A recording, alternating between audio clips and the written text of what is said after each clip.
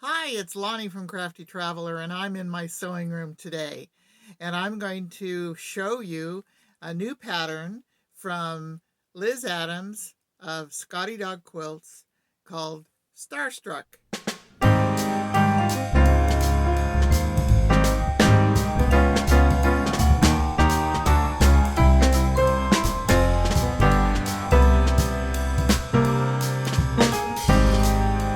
It is a beautiful pattern and it's not hard at all. When this retreat happened a few years ago, unfortunately, I did not get to go because it was during my sister's memorial. But I did get the pattern and I made the pattern for my sister's oldest grandson who for graduation from high school.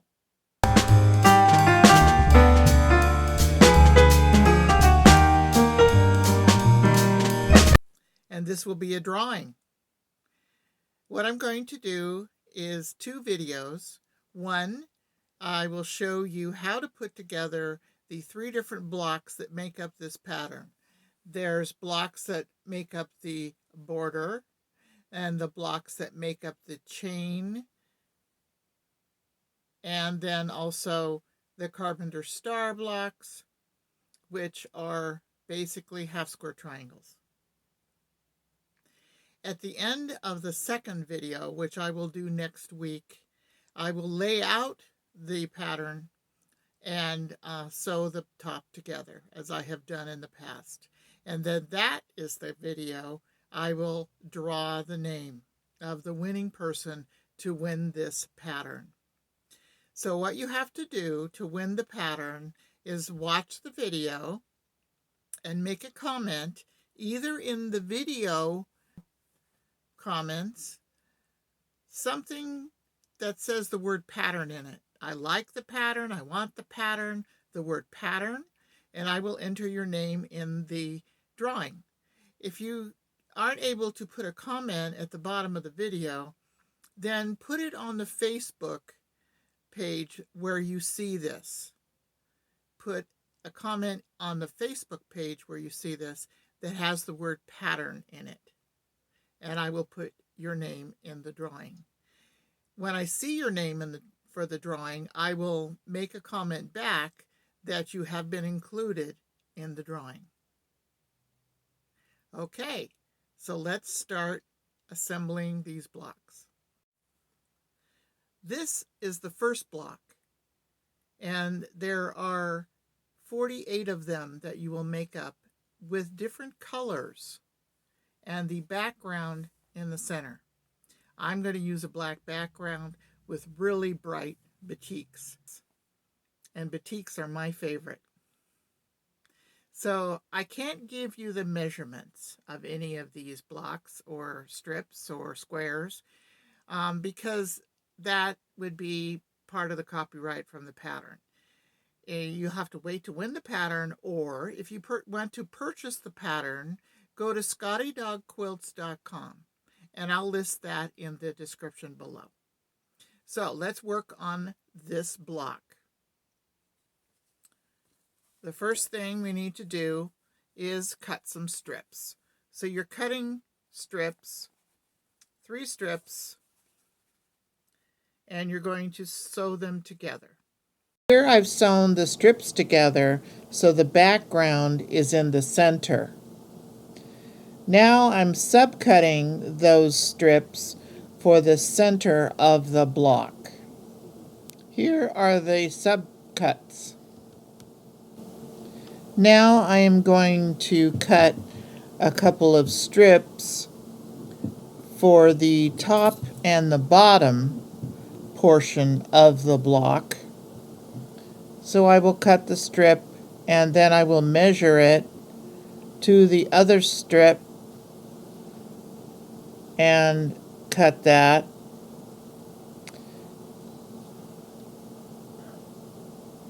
And then I will again measure it from the center piece and cut that. And now I can sew those pieces together. Now I'm going to take the center piece and one of the outside pieces and line them up so that I can sew the seam 1/4 of an inch, and then I will do the same to the other strip. And then you would size it up and square it up to the size that she gives you in the pattern. And basically, that's what the square looks like. And you're going to do 6 of each color, and you're going to have 8 different colors. So here are mine. I have lime green, of course, turquoise, my favorite color. I have some purple and a maroon. These were all from a fat quarter bundle that I got.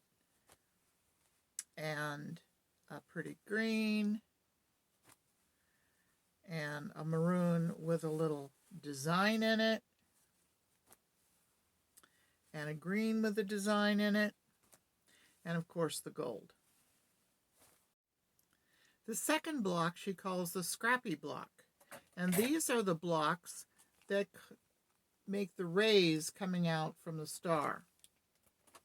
And you're going to use all of your 8 different fabrics with your background fabric.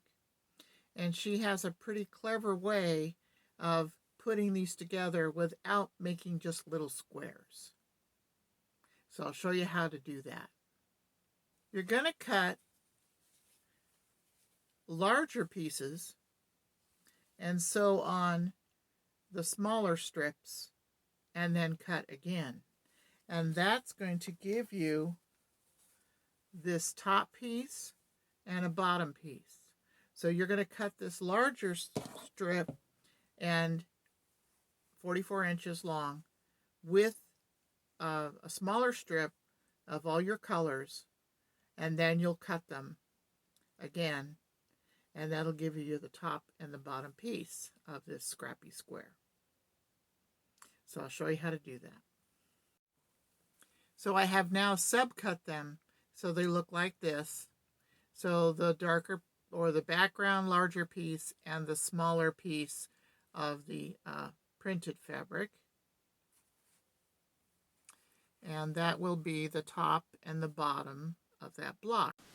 Now the center of that block is done just like you did the center of the first block.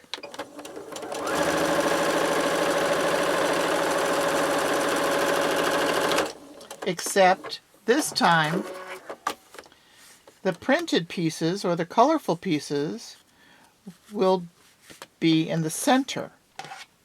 And you'll have background pieces on either side.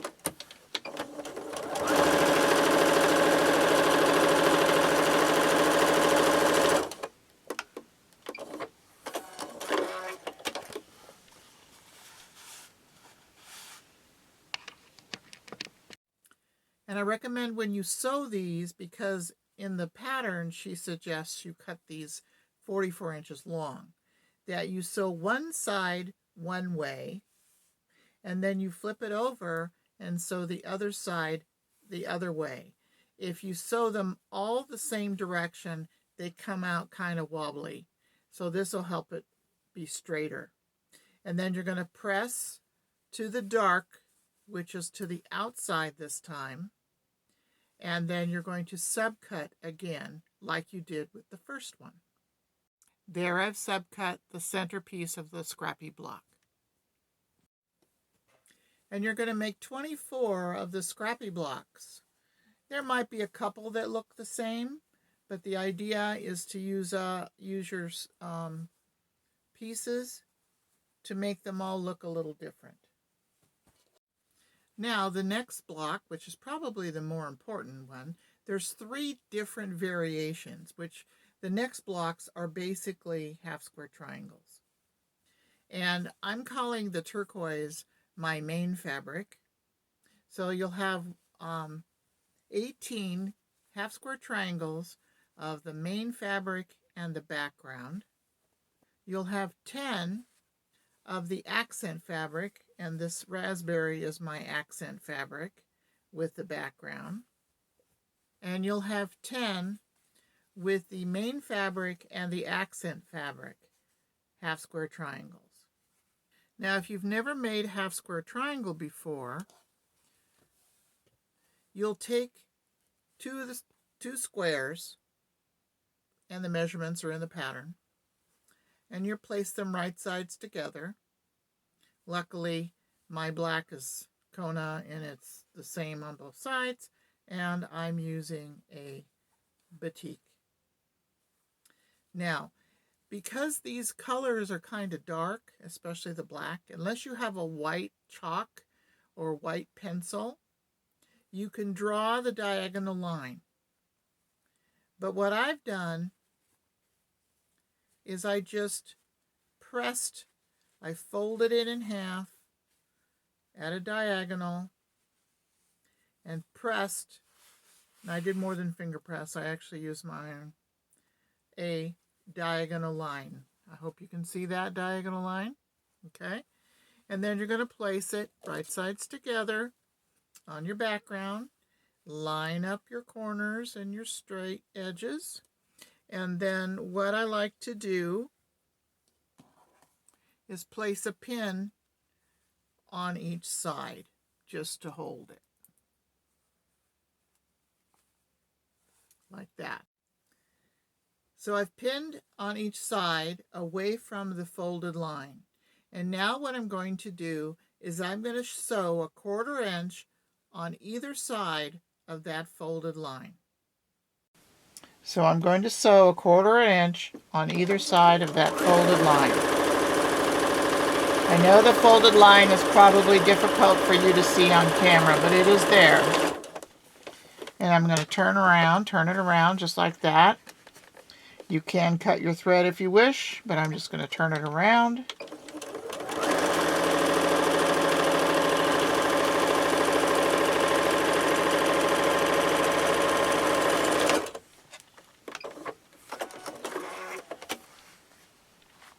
And because I'm using white thread, you should be able to see that a lot easier. And so then I'm going to take my pins out.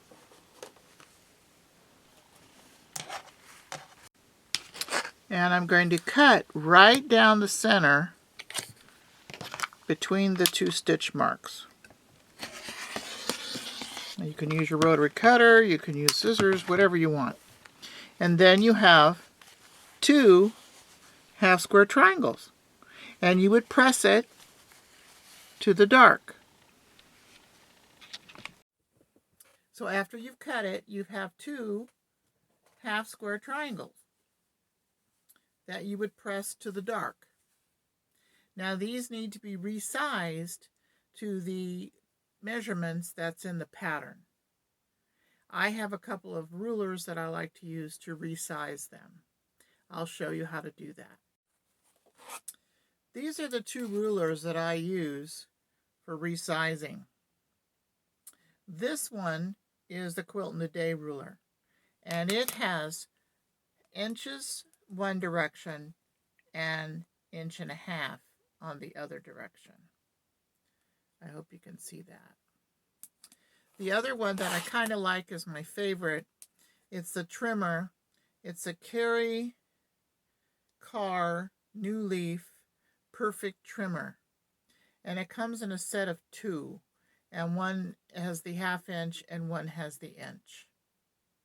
So I'll show you how I trim it. So I've placed the ruler on my half square triangle. Now I've folded it in half again to make it a triangle. And the bottom line that I want to use to resize it goes on the stitch line. And then you can use your rotary cutter to cut and trim it, just like that. And it's good if you have one of those rotary mats. So after you've sewn and cut and resized, trimmed all of your half square triangles and pressed them to the dark side or the background side, then you'll be cutting some plain squares. So for this one, I have 4 of my main fabric squares and 28 background squares. and they will go in places that fill in where the other blocks don't go. I hope you liked that video. If you'd like to win this pattern, make sure you put in the comments, either on the YouTube channel or on the Facebook channel where you see this, a comment that says the word pattern in the comment. I want the pattern. I love the pattern. Can I have the pattern? The pattern, whatever. As long as the word pattern is in your comment, I will include your name in the drawing. And of course, I will also comment back to you that I have seen it and I'm putting your name in the drawing. So next week's video, I will lay out the pattern on my bed, of course, and sew the top together and show you how it's done. And then I will also draw the name of the winner for this pattern, the Scottie Dog Starstruck pattern.